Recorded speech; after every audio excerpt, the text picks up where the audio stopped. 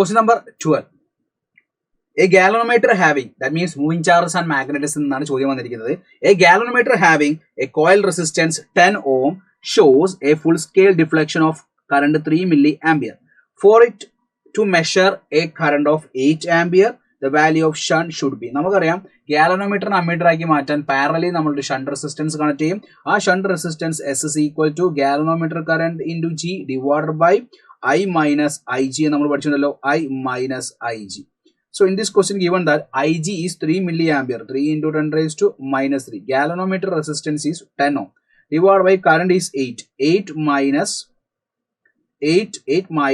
3 into 10 raised to minus 0.003 എന്ന് വരും അല്ലേ.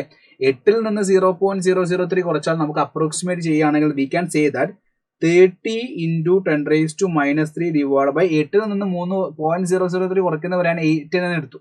30 by 8 എന്ന് പറഞ്ഞാൽ 3 point something വരില്ലേ. 30 8 24 3 times പോകും.